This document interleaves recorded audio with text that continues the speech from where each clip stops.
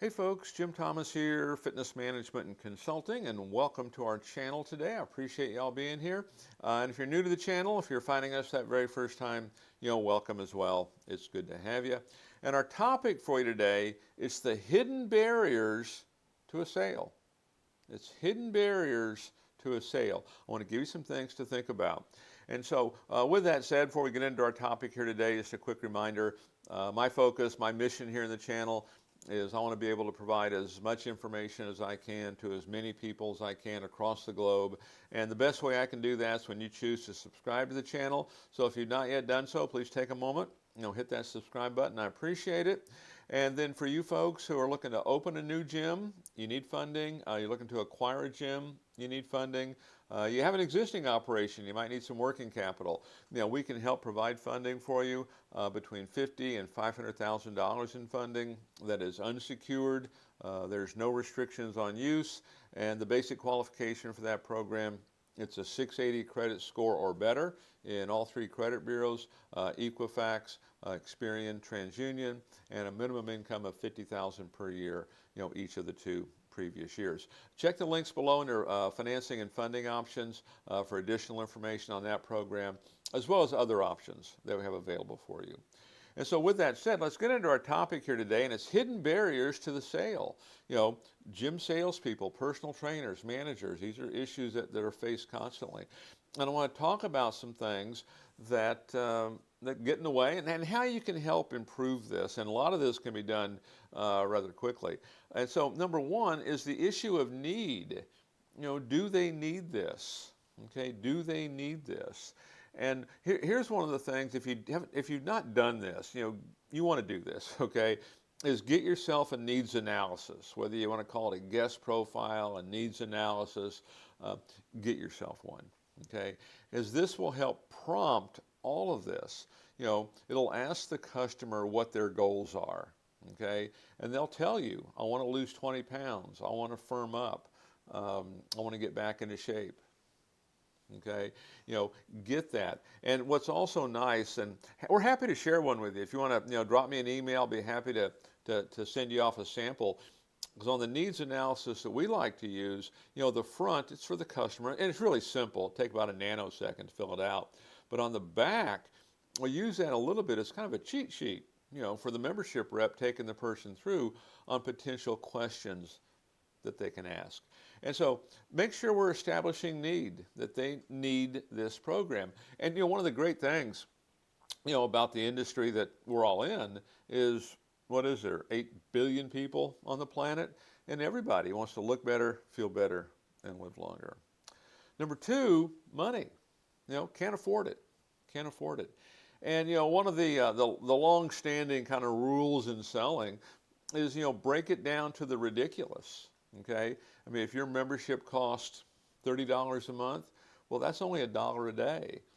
Even if your membership costs $60 a month, that's $2 a day. If your membership costs $90 a month, that's $3 a day. In many cases, that's less than what your prospect is spending on coffee.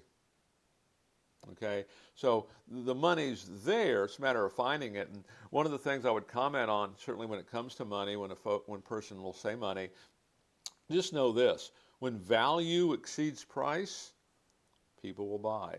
When value exceeds price, I mean, I see clubs all the time that are maybe $15 a month and people don't join, but it's $250 a month and they do.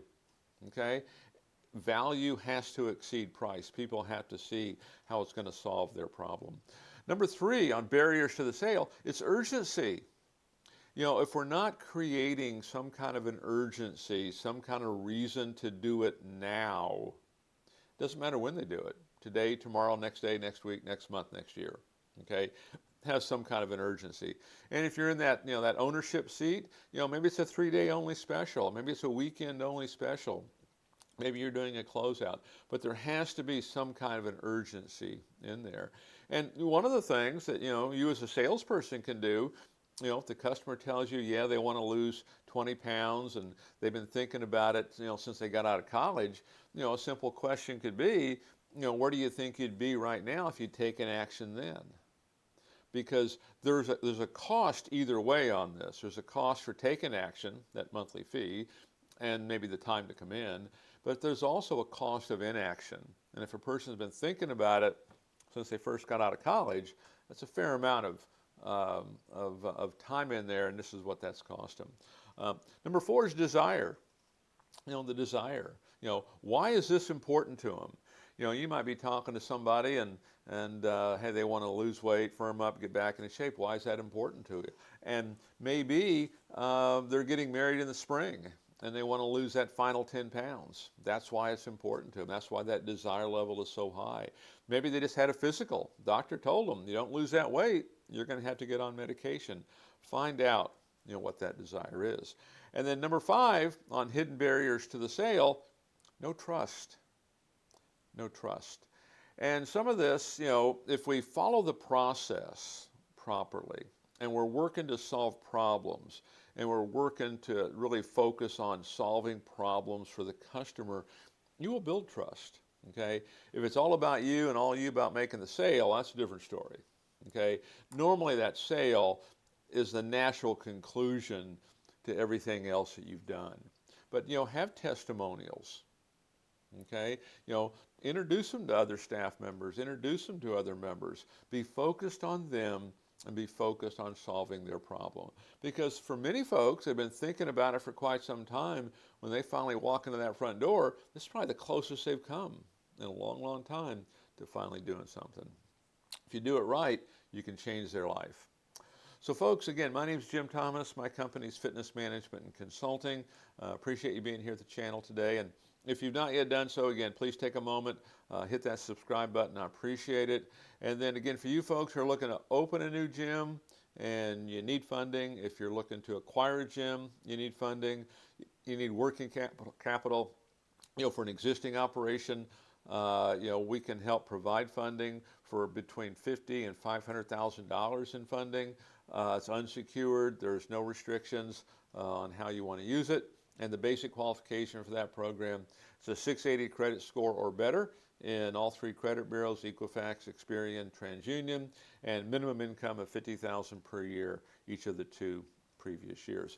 Check the links below under financing and funding for additional information on that program, as well as other programs we have to help grow and develop your business. So again, my name is Jim Thomas.